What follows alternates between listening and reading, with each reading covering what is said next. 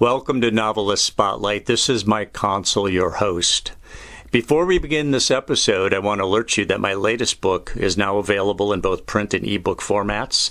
The title is Love American Style, and it is a collection of short stories about men, women, their passions, and their dysfunctions.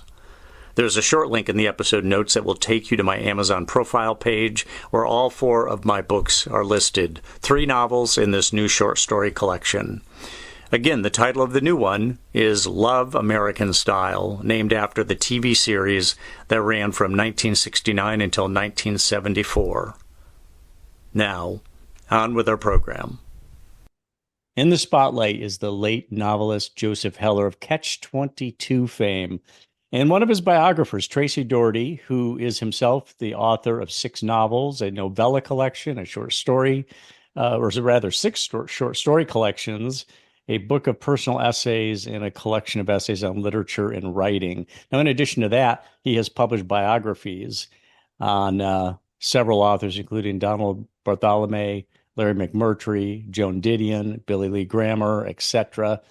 His most recent bio, literary bio or author bio, was Larry McMurtry, and he appeared with me, meaning Tracy Daugherty, joined me on episode number 134 of the Novelist of this podcast, and a great discussion, really interesting career that Larry McMurtry lived, and Tracy, captured it big time. So again, that's episode number 134. I invite you to listen, but not until we talk about Joseph Heller. Tracy Daugherty, welcome back to the program. Thanks for having me back, Mike. It's great. Yeah, I appreciate you taking the time. Give us, for starters, an overview of, I've got kind of the bio on Joseph Heller, but if you were to kind of go through your dust-covered notes on your bio, how would you summarize Joseph Heller? We all know he wrote Catch-22, but can you kind of give us Joseph Heller in a nut? The funny thing about Heller is that he really is mostly only known for Catch-22, but he did write several other novels, and I think the other novels are quite good, each very different, each in their own way. But it is Catch-22 that we think of when we think of Joseph Heller, so he is kind of thought of as a one novel novelist. And the reason being that Catch-22 so captured its moment in history. And there are some ironies about that, which we can get into. But that book just captured its time so well when it came out in the 1960s. And in many ways, he couldn't get past it. It was such a success that he couldn't top it. And I think that was both the challenge and the frustration of his later career. But in other ways, Heller was very much a man who absorbed his time, and that being, the 50s and the 60s, and then the later 70s and 80s. And in many ways, his books, if you look at all of them beyond just Catch-22, you'll see, a great deal of the evolution of American culture in the very last half of the 20th century. So it was 1961 that Catch-22 was published. Ever since, Catch-22 has been a catchphrase, or a phrase used by people. Yes. A Catch-22 situation, there was really no way out of it. And it was a satire about capitalism and military bureaucracy. What other book in history has become such a popular catchphrase for people? Are there any others that come to mind, Tracy? Not in the same way. We can look back at American literary history, and you can look at books like, say, Uncle Tom's Cabin, which came out and then changed American culture by putting a spotlight on slavery. And we can look at Upton Sinclair's The Jungle, about the meatpacking industry and the terrible conditions in food factories, which caused the U.S. Congress to pass laws about safety in factory life. So some books like that have had a major effect on American culture, but very few books have added to our language. And so, as you say, the phrase Catch-22 became, a part of our everyday language and remains part of our everyday language. It's a very useful phrase. In fact, it's probably more apropos now than it ever was, given, the misinformation and the disuse of language in our public speech. So yeah, he really continues to have an effect. I see the phrase catch-22 in news articles almost every day. Yeah, it's amazing. It's amazing. But interestingly, my understanding is the original title was not Catch-22. What was it? It was not. When he first conceived the story, he was calling it Catch-18. And I suppose we should backtrack a little bit and talk about what the phrase even means. In shorthand, it's when you say the opposite of what you really mean. And in the novel Catch-22, the crux of the matter is that Yossarian, a soldier in the Second World War, is flying bombing missions over Europe, and he wants to get out of it because it's very dangerous, and he doesn't want to die. And so he's told that it's a very sane reaction to want to stop flying. But if you're sane, you have to continue to fly your missions. If you're insane, you don't have to fly them. But if you claim that you don't want to fly them because they're dangerous, then you're clearly sane. So you have to fly them. So it's a circular form of reasoning, and you can't get out of it. And it's a perfect metaphor for any kind of bureaucracy. We all recognize it, no matter what kind of job we're doing. We know the insanity of red tape and bureaucracy, and that's what Catch-22 is. Originally, he called it Catch-18, and this was just a phrase he made up.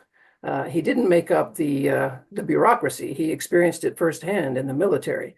So he's talking about a real phenomenon. But the phrase Catch-18 was just something he made up. It was a random number he chose. And then when the book was about to be published, his publisher realized there was another book about to come out by a writer named Leon Uris. And that book was called Mila 18. And it was about concentration camps during the Second World War. And so Robert Gottlieb, who was Heller's editor at the time, said, well, we can't have two novels out at the same time that have the number 18 in the title. We've got to change the number. So they scrambled. And for months and months, Heller and his editor and his agent kept trying to think up a different number. And they kept thinking, what is a funny number? And, that's just strange in itself, trying to intrinsically find a number that's funny. They came up with 22. There are different stories about why they settled on 22. It was the birthday of his agent. That's one thing. So she claims that she came up with it. Gottlieb dreamed about it one night. Just the number came to him in a dream, and so he claims it. So who knows where it finally came from? It's meaningless, really. Yeah, but it is. It has a better. It's more euphony than Catch-18, I think. It does, yeah. I think it was a lucky thing for Heller that they had to change the number. Yeah, I agree. So what's interesting is here's Robert Gottlieb, all-star editor, the late great. I mean, he only died a few years ago. The great editor, working with Joseph Heller. He knew he had a real talent on his hands. But when the book published, there were critics who said, look, you could pull 100 pages out of that thing and it would read just fine. And the author wouldn't even know those 100 pages were taken out. And I believe, now check me on this, Tracy, but I believe Heller took the challenge and he was able to say, right here, this is where you pulled the pages out. Yes, it's true. It's true. And in fact, the original drafts of Catch-22 are even more voluminous than the final version of the novel. I mean, he wrote thousands and thousands of pages. He had thousands of note cards. He would write scenes and fragments of dialogue on note cards and stick them up all over his office and as well as his home studio. He worked on this book for many, many years, beginning in the late 1950s, and just had voluminous pages. So Robert Gottlieb, I think, is a real hero of this story. He was an amazing young editor at the time at Simon and Schuster. And he initially had some doubts about the book. Norman Mailer had come out with The Naked and the Dead, which at the time in the 50s was kind of the World War II novel. People thought, Mailer captured that war and nobody's going to be able to top this. And so in many ways, by the time Heller was working on this book, people thought, well, World War II novels are done with. It's not a subject people want to hear about anymore. So that was one problem. And the other problem was, how do you write a funny story about war? People, were uncomfortable with that idea. And Gottlieb thought, maybe we shouldn't try to talk about war in humorous ways. This could be a problem. But the writing was so good and so funny that he finally said, all right, I love this book. Let's do it. And he really sat down with Heller face to face in Gottlieb's office. And they would just have marathon editing sessions where they would throw out pages and reshuffle pages. It was an incredible job. They would tape up pages on the walls and scribble over them. And the other editors at Simon & Schuster would pass by in the hallways and look in at what was going on. It was like a hurricane of paper. And the two of them just madly, reshuffling this book. So to Heller's credit, as well as Gottlieb's, they were both willing to compromise and do whatever they could to make the book better. And you're right, a lot of critics still felt it was baggy and overlong. But, that's the way Heller had to work. It was just his energy, his enthusiasm, his kind of humor. It just required this kind of voluminous enthusiasm. Yeah, and the reason I bring up Gottlieb is that here he is, a famed editor, probably the last guy who would say, "Hey, we're going to go ahead and publish this thing with 100 pages that are unnecessary." He obviously saw that there was something to it, and it captured the American imagination in a big way. What was it though about the book that made it that readers embraced so hardly? What's interesting about it, and this is one of the ironies I was referring to earlier, is that this is a book about World War II. It's very clearly set in World War II. It's based on Heller's own experience, much of it. But when it came out in 1961, it seemed to be more about the Vietnam War. And that didn't happen immediately, of course, because 61 is a little early.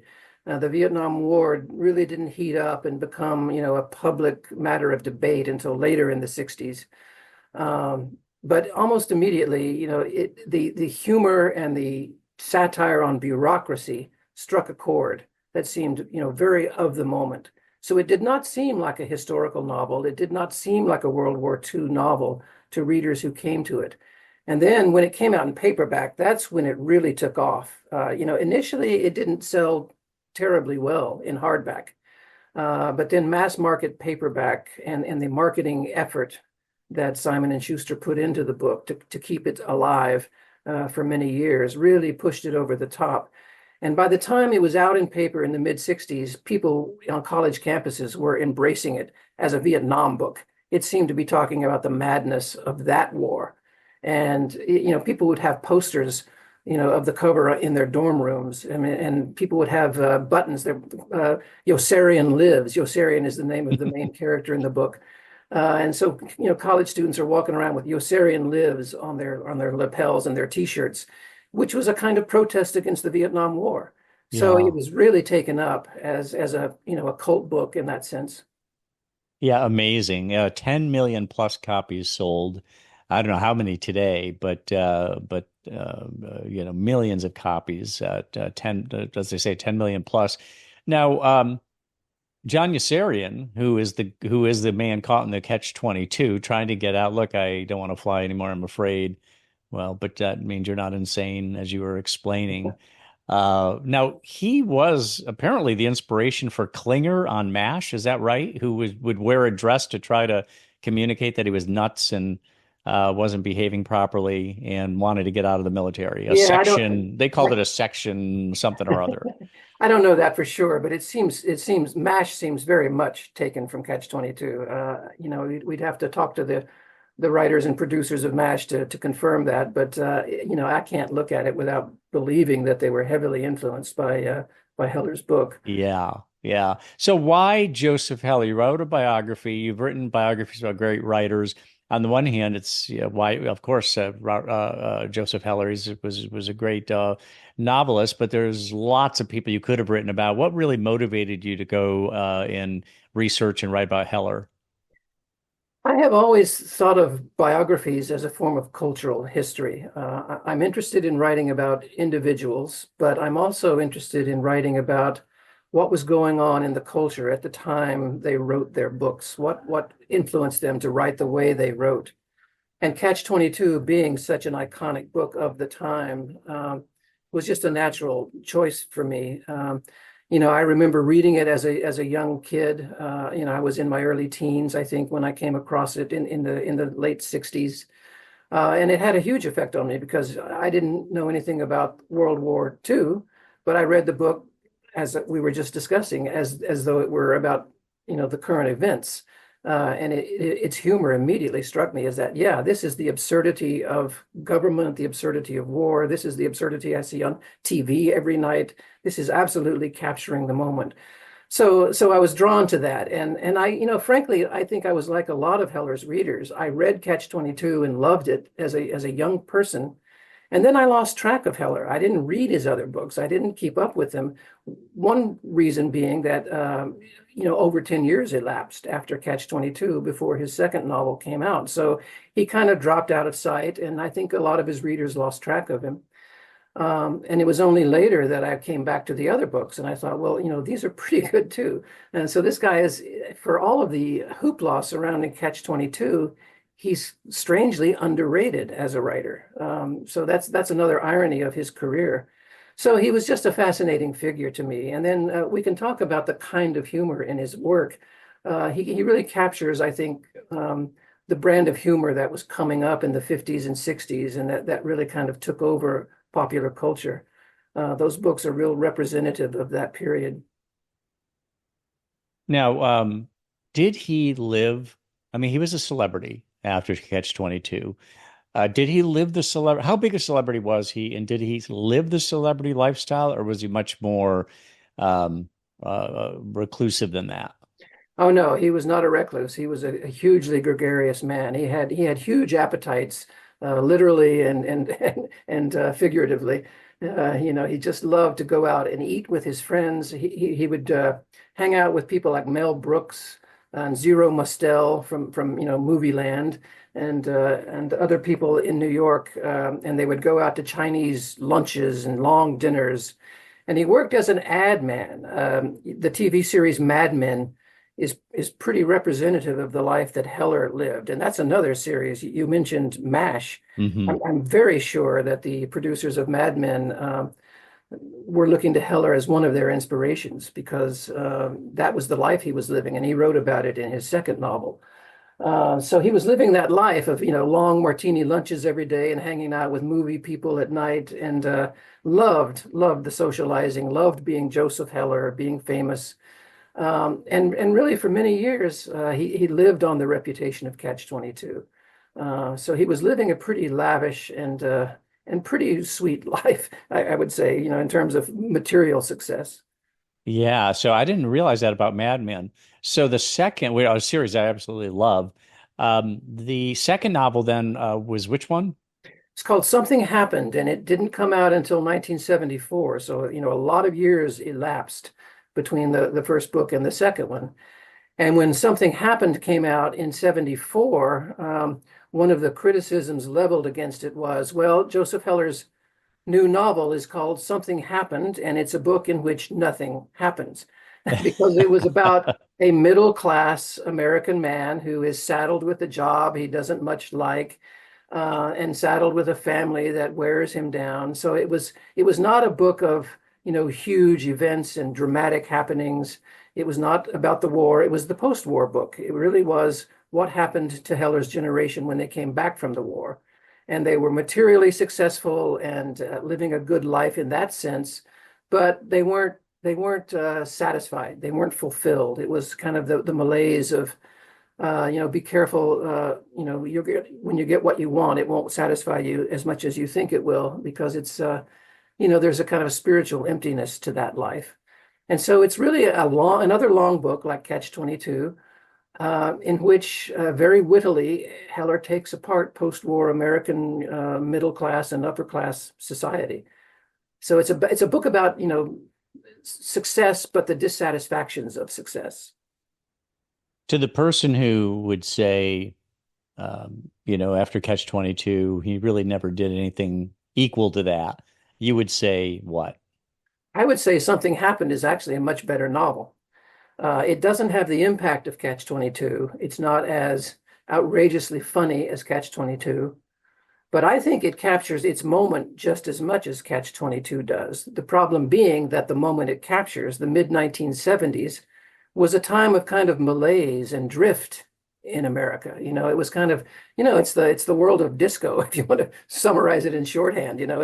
We went from wonderful rock and roll and protest music then to disco. And I'm insulting all the people who love disco, but that's my shorthand way of saying, the culture had kind of gone into an aimless phase where things weren't as energized as they were before, and things seemed trivial and silly, and that's the moment this book captures, and it does it beautifully and perfectly. And it's a much tighter novel structurally, even though it's not very dramatic. And it's finally a very tragic book. It's there's a I won't give it away for readers who might want to go to it, but from a book about a middle-aged man sort of complaining about his life, it ends up in a very tragic and sad way, and it's quite an indictment of American culture. So I think it's a great book. Well, my friends and I remember when disco came along and kind of subjugated rock and roll. We hated it. Yeah, well, yeah, my apologies to all disco lovers, but yeah, mine too. It just was one of those sudden changes that a lot of us didn't appreciate. Now, Barbara Gelb, who is was a friend of Heller's, once described him to the New York Times Book Review like this: "For 20 years now, I have managed to overlook his frequent sulkiness, his gluttonous table manners, and his tendency to growl no before he even knows what the question is." What was your understanding of the man's personality? I mean, does that resonate with you, or what do you know about Joseph? Did you get to talk to and interview Joseph Heller? Were you researching this while he was still around? No. I began the book after Heller had passed on, but I did talk to his daughter Erica quite a bit, and his son Ted was also very helpful to me when I was writing the book. And so, yes, I think Barbara Gelb's description certainly matches the way Erica described her father. She loved her father, but she had great difficulty with him. In fact, the daughter in the book, Something Happened, is very much based on Erica, and it's a relationship where a daughter and father clash terribly. So she felt that he could be verbally abusive. He could ignore his children and his wife, and he wound up leaving his wife, in part, I think, because of the celebrity life was so alluring to him, and he wanted more excitement. So family life didn't look as good to him. So, yeah, there are many flaws in his character, in the way he treated some of the people who were intimate with him, and the way he treated his children. It's a kind of a complicated portrait of a man who was never satisfied, and who was very restless and larger than life in his appetites, all of his appetites. So yeah, he could be a difficult person. But I think one of the interesting things about that is that this is a man who I think was traumatized from childhood, and then certainly traumatized in wartime. One thing that happened when he was a young child, his father died young. When he was 4 years old, his father died. So that was a trauma. And then he learned later on, a few years later, that his older brother and older sister were actually his stepbrother and sister, that his mother was their stepmother. And this is not something he had known. And they all knew it. And suddenly he felt, there had been this big family secret. They were Russian immigrants, his parents. They were first generation Russian immigrants. He grew up in Coney Island, which would probably traumatize anybody. Now I'm insulting Coney Islanders, man. I'm really on a roll today. Yeah. But he had all these weird traumas, and I think this is where the notion of Catch-22 sort of comes from, that what people are telling you turns out not to be true. It turns out to be the opposite. He thought his mother was his brother and sister's mother, and that wasn't true. So this notion of Catch-22 was planted early, and then he goes to war. And, the central scene in Catch-22 is, Yossarian thinks he's going to die. His plane gets hit while it's in the air, and a guy on the plane does die. And, it's a very hugely traumatic moment, and it's absolutely true. It happened to Heller. So here is a man deeply traumatized. And then he has this huge success with Catch-22 and wants to live the good life. So he's kind of living as if there's no tomorrow. And I do think it led to a lot of excessive behavior and hurtful behavior to the people around him.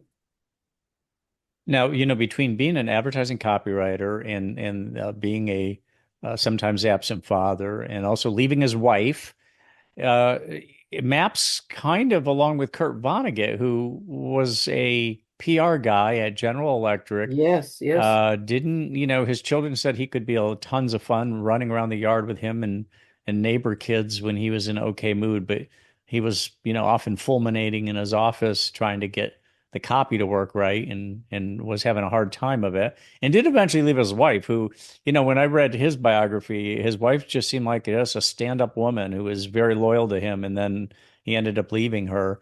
Yeah. Did they have a friendship at all? They did, yeah, they did. I don't think they were terribly close, but they did know each other, and they did sometimes socialize. And in fact, the day Martin Luther King Jr. was assassinated, they were on stage together.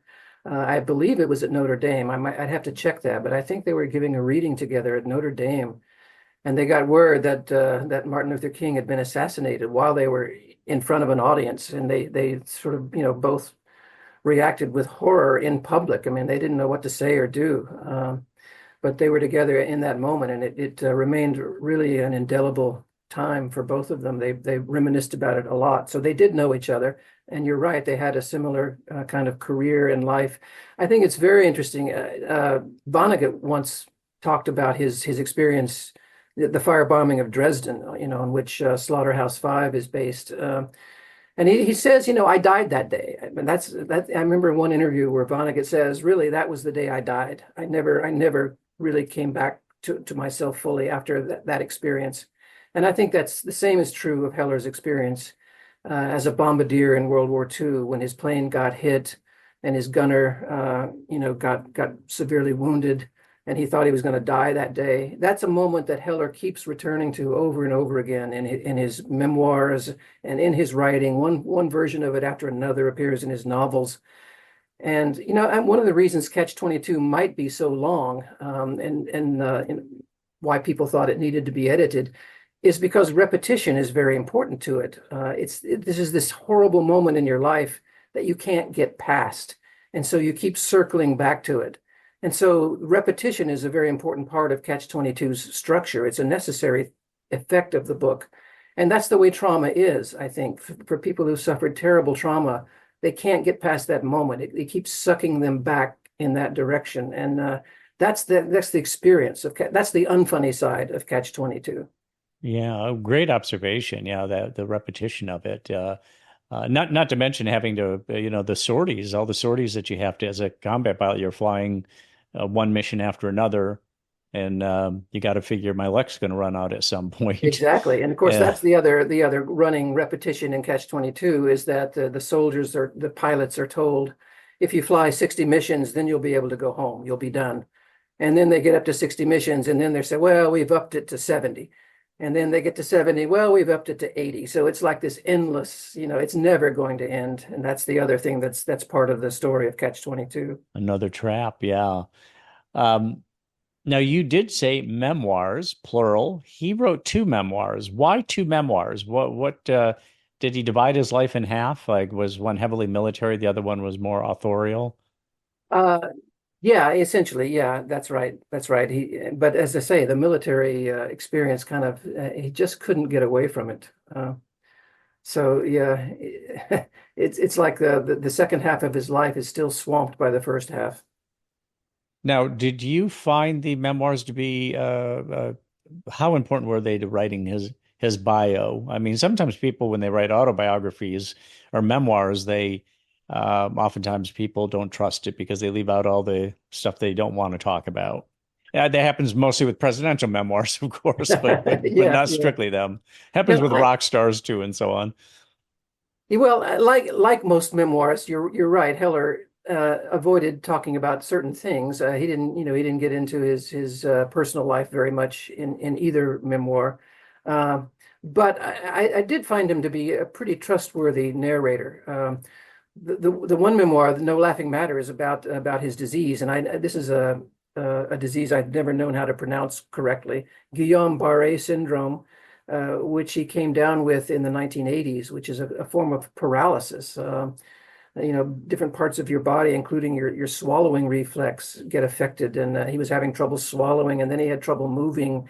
And he suffered with this for quite a long time and had to go through extensive physical therapy. So that memoir is about his disease and about his overcoming that. And then the other one is called Now and Then, which does go into his childhood somewhat and his wartime experiences. So those are the two books. And he is a garrulous man, and his narration is quite garrulous. I think he's the one thing I appreciate about Heller's writing, maybe more than anything else, is his enthusiasm. He loves, I imagine as a human being, he was a huge talker. You can just sense that from his prose, that he would love to go on and on all night long. And that's the way the books feel to me. So maybe there's some tall tales in there, and maybe he's evading certain truths, but he's pretty open and pretty voluble about things. Interesting. So talk about his influences. What authors influenced him? Well, he loved the humorists that often appeared in the New Yorker during his childhood. He read, he was a great reader even as a child, a precocious reader, and he would read the New Yorker. So people like S.J. Perlman, is an example of people who were very witty, very funny. I think he was a great fan of the Marx Brothers movies. And then he spent a lot of time at a lot of the resorts, the Jewish resorts in the Catskills. A place called Grossinger's, which was a very famous resort where there would be music and dancing and comedians. And he gravitated toward the Jewish humor of these stage comedians. And this is a big part of I think, his influence. Catch-22, as well as the other books, really do, to me, have the rhythms of a lot of Jewish stand-up comedy.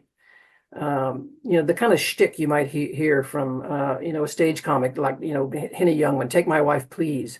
There's that kind of slapstick shtick that Heller has. But then the more serious comedy of the later 50s, people like Lenny Bruce, doing political satire. Getting arrested on stage. And Mort Saul and people who would, take the headlines from the daily newspapers and start riffing on it and being very satirical and pointing out the absurdity of rules and morality, and this kind of humor. And it has these comedians were working with jazz players. They would be warm-ups for jazz bands. And Lenny Bruce once famously said, "Well, the rhythm of my jokes, I'm getting it from the improvisation of the jazz players. I'm listening to their music and I'm copying their rhythms." And you can feel that in Heller's prose too. Mad Magazine starts coming up in the late 50s and takes off in the 60s. And most of the writers for Mad Magazine were Jewish and kind of channeling the rhythms of Jewish slapstick and stand-up. And that's all over Heller. So, more than a lot of writers, I think he was influenced by that popular culture of his day, which was one reason he's able to capture it so well in his novels. What about his work ethic? When you're a celebrity and you're loving that life and you're living that life, I think of Truman Capote, who did that to a huge extent and could never really write again. Was Joseph Heller a guy who kept the work ethic up? Did he sit down every day and write and then save the good times for the evening, or did he just get off track at times? No, I think he did get off track. I think there were periods, certainly between Catch-22 and Something Happened, where he really did lose his train and didn't write as regularly as he had in the past. It's clear that when he was working on Catch-22 in the 50s, he was deeply, deeply absorbed in it. He would work at his work office at Time magazine. He would come home and work. He would leave cocktail parties early to go work, and people would sort of whisper, "Oh, he's working on his novel," So he was actually well known in his social circle for being dedicated to writing that novel. So a lot of work went into Catch-22, and then it became such a success.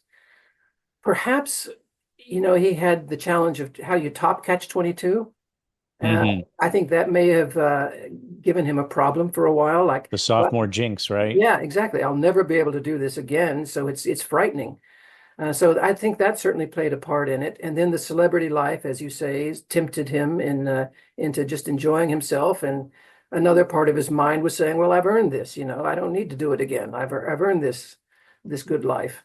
So yeah, he drifted for a while, and I think that's one reason Something Happened took so long. But then, after Something Happened came out, he published a couple of novels in pretty quick succession.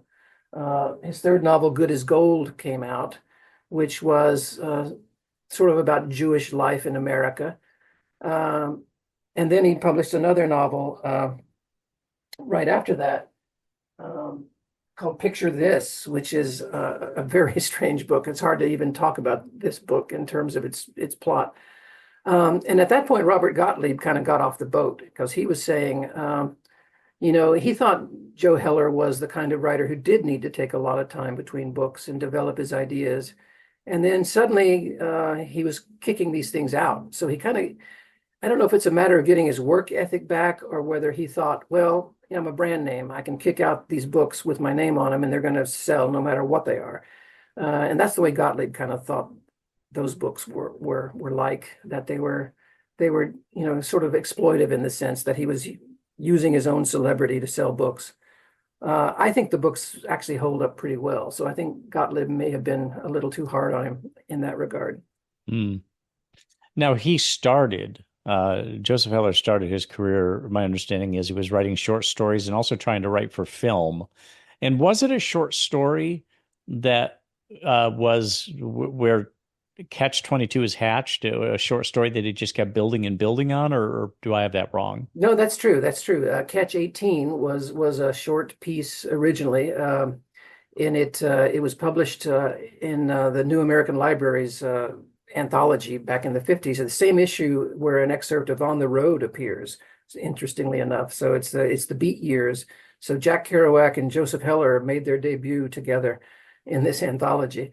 And it's a short piece, and it really is pretty much the beginning of the novel, as it turns out. It's Yossarian in the infirmary, and the doctors think he's faking it to get out of flying. And he meets the Texan, who is all wrapped up in bandages from head to foot. And it's just this insane scene about people trying to get out of flying and the bureaucracy that's involved in introducing patients into the infirmary. And so it's just that short piece. And that's what appeared first. And because the reaction to it was so strong, he just continued writing. And he did write a few other short stories around that time, none of them with the humor of Catch-22. He was trying to write some serious stories, and they don't really work as well. Clearly, humor was one of the engines that drove his best writing. Now, you mentioned that he got gravely ill. I think he thought he was going to die. He was in Cedars-Sinai for maybe a few months. Yeah. And getting nursed back to health. And nurse, meaning also there was his nurse he ended up marrying, I believe, after her name was Valerie something or Valerie other. Humphreys, yes. Valerie Humphreys. So that was his nurse. She marries him after he convalesces. My understanding is also he had let his health insurance lapse. He got in financial trouble, and he had some author friends who pitched in to give him a hand. Mario Puzo was one of them. Yeah, another good friend of his. And I think Speed Vogel, who was not really an author though, but he co-authored something with Joseph, right? With Right, yeah. Heller. This guy, his name was Irving Vogel. Everybody called him Speed, and he was part of this group that I mentioned earlier, the Chinese Gourmet Club. Mel Brooks and Mario Puzo was part of it, and Zero Mostel, and Speed Vogel was one of them. He was just a friend of theirs that they all knew from hanging around New York, and they would all go eat Chinese food together. And Speed Vogel was just a great storyteller, a great oral storyteller. He'd sit around at these Chinese lunches and just have them all in stitches with his funny stories. So this memoir that came out, No Laughing Matter, it's called, is actually co-authored by Heller and Speed Vogel. And Heller needed Vogel's help because he was recovering from this strange form of paralysis and trying to get his muscles back and trying to learn to physically write again. So he needed Vogel's help to do it, and so Vogel would take dictation and all sorts of other things. But he finally got co-author credit for that book. I should mention that not only did Catch-22 become a landmark novel, sell 10 million plus copies, but Mike Nichols, the great movie director, turned it into a film in 1970. So that was another, I'm sure, major payout to Joseph Heller for his work. Yeah, and he did do some television writing too. He wrote an episode of McHale's Navy. I don't know if you remember that old show. I know the name, but I don't remember ever seeing an episode. It was a pretty silly show. Kind of like F Troop on the Water or something yeah, like that. yeah. F Troop on the Water is a good way to describe it. Yeah, and so he wrote one episode of McHale's Navy. He wrote a couple of other television things. He was actually at one point he got paid to write the screenplay for Yellow Submarine, the Beatles movie, but none of his material ever finally made it into the final version. But he did do a draft version of Yellow Submarine. And he wrote a play, We Bombed in New Haven, which actually did bomb in New Haven. It didn't do well. And then the movie. Of course, the movie of Catch-22 really didn't fare very well with the critics, because by the time it came out in 1970, I think the whole attitude toward Vietnam had changed somewhat.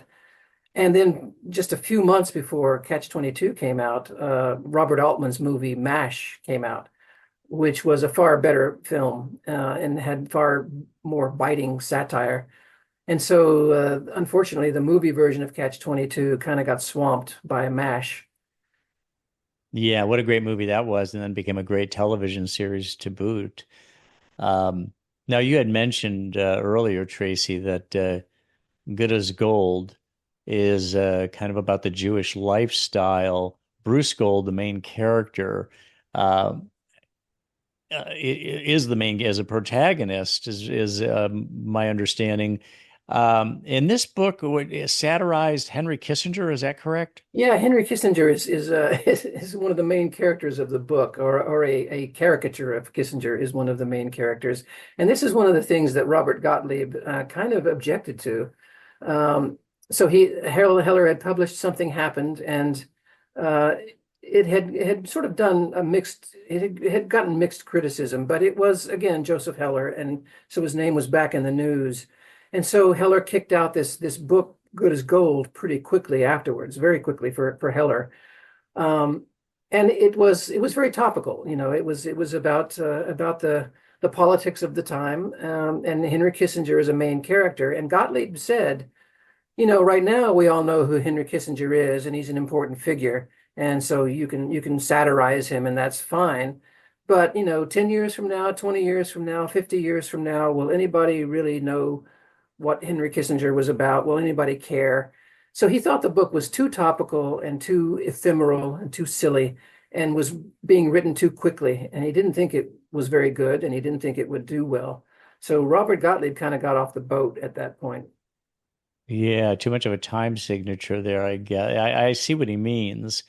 Yeah, but and I think it's true. I think you can say that the Kissinger passages in that book don't have the bite now that they did at the time, because Kissinger is no longer quite the relevant figure that he was, and younger readers won't know what the importance of that was. But there are other elements of that book. This, again, the satire of bureaucracy, of Washington, D.C. bureaucracy still hits home. And then there are passages about Jewish childhood and growing up, and I think those are quite touching, actually, and those hold up well. So it's a mixed bag, and I think, to be fair, beginning with that book and then going through the rest of Heller's books from that point on, they are all kind of mixed bags, and the reasons for that are a little hard to figure out. Maybe it's, as you suggested, he was distracted by his lifestyle. It wasn't quite as disciplined as he had been earlier. Or maybe he was more ambitious than he had the chops to pull it off.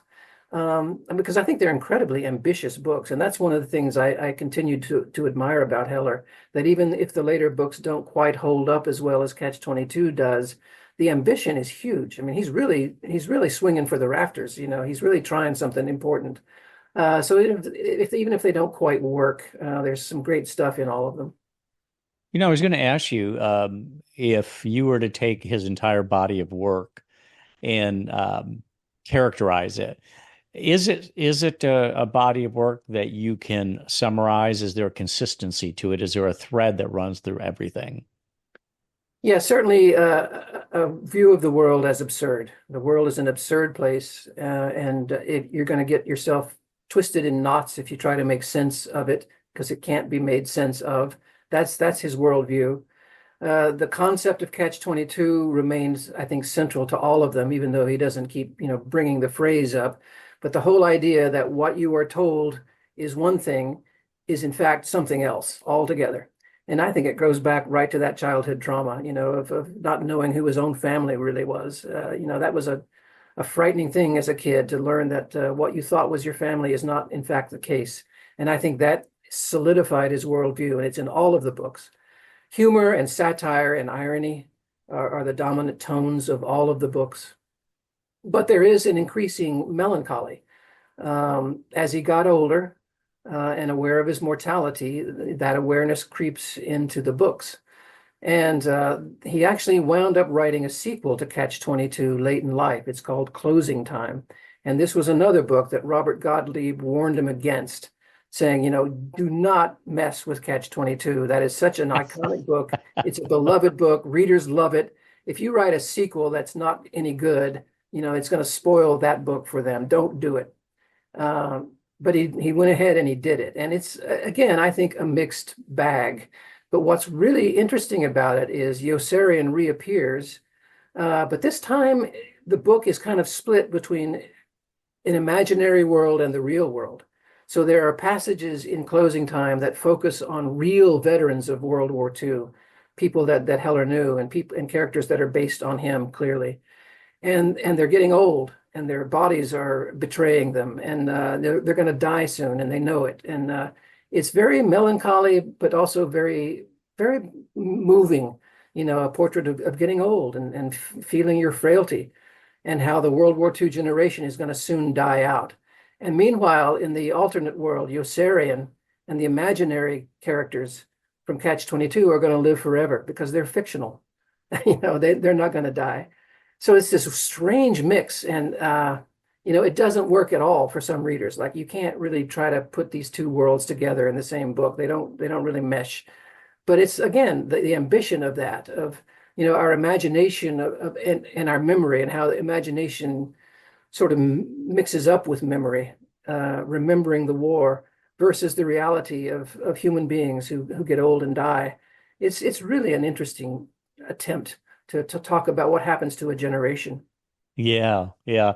And I laugh because I'm on Robert Gottlieb's side. I would tend to think in terms of don't spoil it. You got something precious, don't spoil it, don't water it down in any sense. But writers do what motivates them. It's you've got to. It's not like you can just write anything. I mean, maybe some people can. Maybe John Updike could have back in the day, or Philip Roth. And that's finally what Gottlieb said. He said, I don't want him to write this book. I worry about what it will do to him. But a writer has to write what he has to write. So God bless him. Let him go. That's and the sadness you're talking about, the kind of the tone, the change in tone as a author ages. I saw that or felt that with Philip Roth as well, as later in his career as stuff. Fantastic stuff he wrote late in his career. In his 80s, he was writing some of his best stuff. And but there was that element. And on top of it, he was always an atheist, which made the end maybe even more somber, that it was just oblivion waiting. Yeah. So, in one way you could look at it and say, well, it's very predictable. As a writer gets older, they're going to write about mortality, and how predictable is that? But on the other hand, I really value that. I mean, if a person is fortunate enough to live into late years and to have the health to keep writing, then we all need those reports. We need those dispatches from I, the people who are going ahead of us about what it's like. I And so agree. I I value agree. it. 100%. It was Roth who said, getting old uh, is a massacre, I Oh believe yeah, it's. that's a great. Yeah, Yeah, well, and I think he fell apart really fast. I mean, that he had heart issues and all that. yeah, But speaking of heart issues, that's what took Joseph Heller. He was 76 years old, died of a heart attack. Sounds like he lived that he lived a aggressive life in terms of getting out there, having fun, the food and the drink. yeah. But was this, do you think maybe it came down to that, or he was near death with that disease he had? So I don't know how much that took out of him also. Yeah, I think, and he was another, again, like the books and like his entire life, really. I think he went through periods of discipline where he would exercise, he would get a little overweight, and then he would get worried about that, and then he would work hard to take the weight off. So he kind of went up and down all his life like that. I think he was back and forth between being again, a man with huge appetites, a gluttonous eater, and a lover of wine and drink, and he really lived large. And then he would pull back and try to get in shape and try to write and try to be disciplined. So that was kind of a roller coaster all his life. And toward the end of his life, yeah, I think after the disease in the 80s, the paralysis, he was never quite as vigorous ever again. Yeah, I think his habits got the better of him. Um, Mm. and he died, yeah, after eating one night. And his children, I know Erica felt she wasn't there with him when it happened, and felt a little ambivalence about, maybe that people weren't around him to take care of him the way they should have. She felt a little bad about that, I think. Mm. You know, I had read Avid Reader by Robert Gottlieb, his memoir, looking back over his career, and Catch-22, it plays as big a role in that book in his memoir as any other novel. And he Yeah. talked about there was a sadness about it at one point, and I say sadness because I listened to the audio edition, and it was Robert Gottlieb reading it, and he talked about all the work that you do in your career.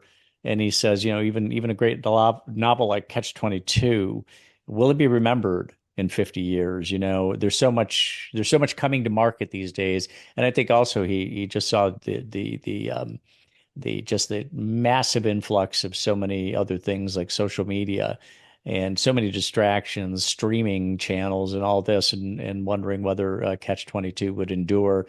Certainly the metaphor is universal. It's a universal metaphor, Catch-22. That's going to survive. But I suppose by doing that, where did that come from? Well, it came from the novel. And what did it mean? I Yeah. mean, in that way, it's always going to be kept alive just because that phrase is not something likely to go away. Yeah, but I do think you raise a fascinating point. And among the things that dates quickly is humor. From one generation to another. And it's not just the substance of jokes and the point of humor, but I think it's the rhythm. And going back to that notion that a comedian like Lenny Bruce wanted to pick up jazz rhythms because that was kind of the rhythm of the moment. Catch-22 has a certain rhythm, and as you mentioned early on in our conversation, a lot of people thought it was way too long, even when it came out. And now I certainly think in this day and age, when our attention spans have been whittled down by screen time and instant Twitter stuff and things like that, our capacity for delving into something that's long and absorbing is not what it once was. And I think probably younger readers picking up Catch-22 for the first time might not find it as funny as my generation did, simply because the rhythm of it is different. It's too long and ponderous, probably, for the current attention span. That's my gut feeling, my guess. So Yeah. I too worry that it might not have it as long a legacy as we think. And I don't think that's just Joseph Heller. I think it's true of all work. It's something every writer has to worry about.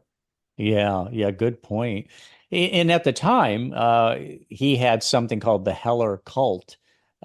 young people addicted to his black humor. That black Yeah. humor at the time, or dark humor, was you had alluded to kids on college campuses wearing, the button, Sarian Lives, and reading Hmm. Catch-22, getting their copies and reading it and really finding it to be appealing, Yeah. the kind of that dark humor. On the other hand, it's true that right now, political satire is still very much a part of our culture. A lot of people are getting their news from John Oliver and The Daily Show, and it's, that kind of satire is still very important and useful. So I think the spirit of Catch-22 is still very much with us, but the form of it, may have dated somewhat. I don't know. It would be interesting to see how young people would react to it now. I quit teaching a few years ago. I used to teach, American literature all the time, and but I don't have any students to test it on any longer, so I don't know. Let me go ahead and give Joseph Heller a chance to say something here. Obviously, he's got all those novels out there and has said plenty, but I think this is from his New York Times obituary when he said, "In all my novels, there's a concern with the way people use and misuse language to obscure and confuse and build barriers, the way that words are corrupted, or the way words contradict themselves." Which immediately makes me think of George Carlin, who Yeah, who is just huge on that. My favorite comedian because he made you think and laugh at the yeah, same yeah. time. But yeah, so that's his own self-assessment right there. So yeah, Catch-22, long may it live. Um, Before we close up here, you had two books published this year, Tracy. You've got one was a novel titled Tales from the Bayou City, and you have another book titled We Shook Up the World: The Spiritual Rebellion of Muhammad Ali and George Harrison. Let's talk. So let's start with the second one. We Shook Up the World, Spiritual Rebellion, Muhammad Ali, George Harrison, two very different people. Talk about that one and what it's all about.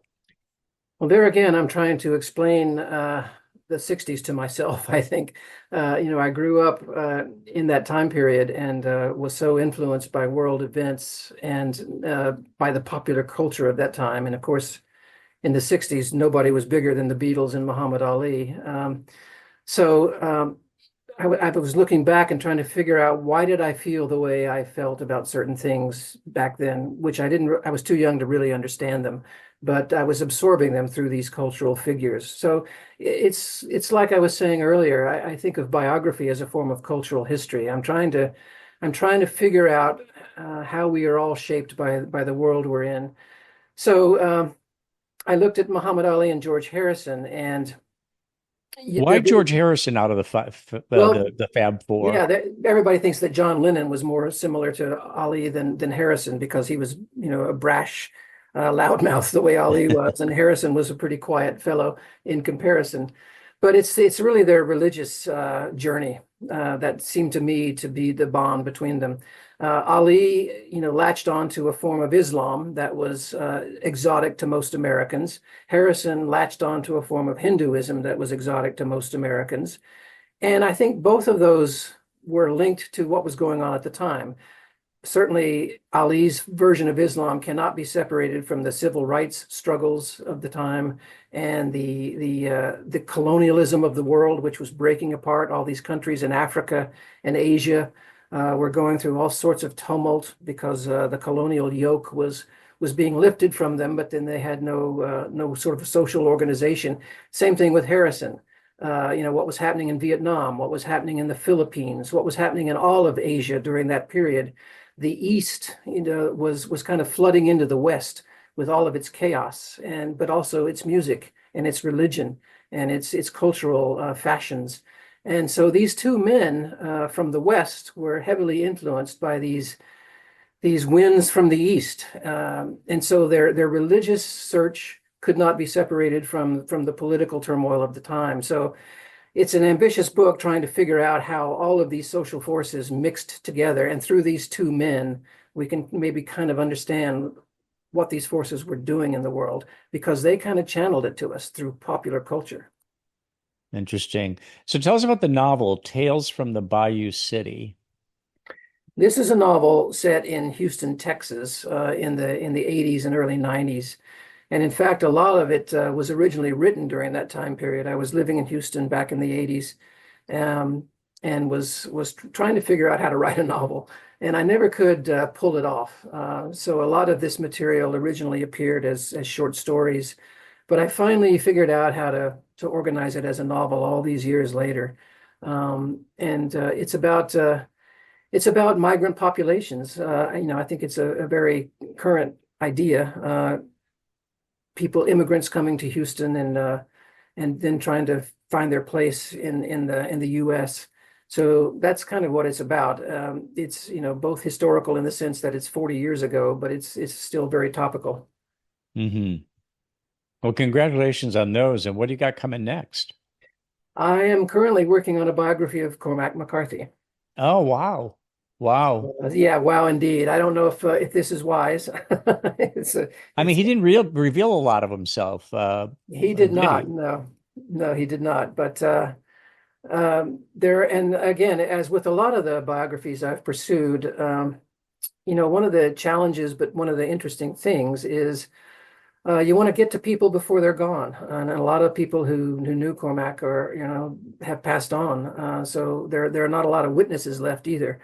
But I've been able to get to a few, and it's been very, very interesting. I've traveled to all of his haunts and places where he lived, and so I'm getting a little bit of the story pieced together, and we'll see. How far along are you? Can you tell? I can't tell, no. And in fact, there's an archive in Texas, the Whitliff Collection, which has the papers of many, many great writers. It's a wonderful resource. They just got a whole new batch of material, like journals and letters from McCarthy, and they're processing it now. It won't be available for research for another year. So who knows what still awaits us. Yeah, yeah. Well, Tracy Daugherty, again, thank you for coming back on the program and exploring Joseph Heller Catch-22 with us. And really appreciate you taking the time, especially as here you are on the second round. So, and just to remind our listeners again, what I said at the top is that Tracy Daugherty and I talked about Larry McMurtry and his biography of Larry McMurtry. That's an earlier edition of Novelist Spotlight. I'm here fumbling for that number. It's number 134, episode number 134 of the Novelist Spotlight podcast is the one with Larry McMurtry. Certainly encourage you to listen to that one too. Just a great discussion. Tracy, again, thank you very much. Always good to talk to you, Mike. Thank you.